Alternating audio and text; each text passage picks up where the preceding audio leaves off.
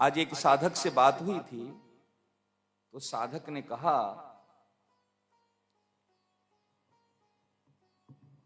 मैं फ्रीडम रहना चाहता हूं, कि फ्रीडम में वास्तव में ही सुख है, नहीं तो व्यक्ति बंध जाता है।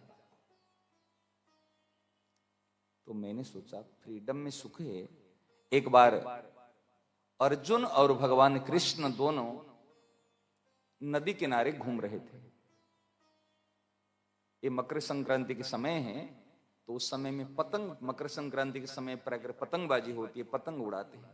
हमारे गोविंदेव जी, बिहारी जी भी पतंग उड़ा रहे हैं। मारवाड़ी में भी भजन है, और दोनों के इधर से किशोरी जी, इधर से प्रियतम एक दूसरे की पतंग को काट रहे हैं, सखियां भी साथ में उड़ा रहे हैं। तो ऐसे पतंगबाजी के समय में अर्जुन कह रहे, वासुदेव अरे यार देखो ना, ये जो पतंग आगे और बहुत दूर जा सकती है, लेकिन ये रस्सी के कारण से उसको खींच खींच कर, और देखो ये रस्सी है तब तो ये दूर जा नहीं पा रहे, इतनी दूर से और अनंत आकाश पड़े है, वो अनंत आकाश में पतंग जा सकती है, तो ये रस्सी ही इसके लिए व्यवधान है। सब लोग कहते पतंग कट गई, पतंग नहीं कटती है, धागा कटता है।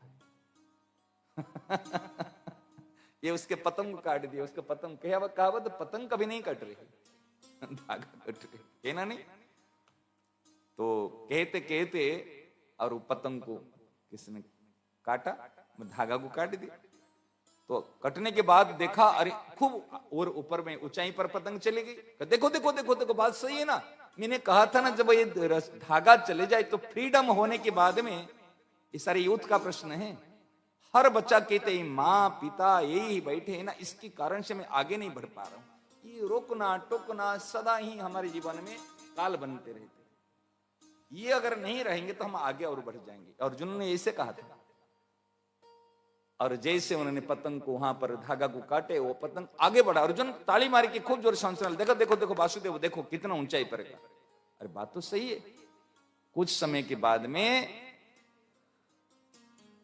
माथा चकराया, घूम घूम कर घूम घूम कर घूम घूम कर घूम घूम कर फिर इसके नीचे गिरने लगी। ये क्या हुआ?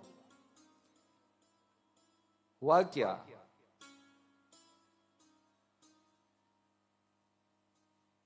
ये हुआ क्योंकि फ्रीडम होने के बाद में माथा चकराता है और वो आकर के नीचे गिरेगा। पतंग जिस प्रकार आकर नीचे गिरने लगी, इस प्रकार हमारी स्थिति है। ये जो रस्सी है ना, अनुशासन है, आज्ञा पालन है, ये हमको ही जीवित रख रहे हैं।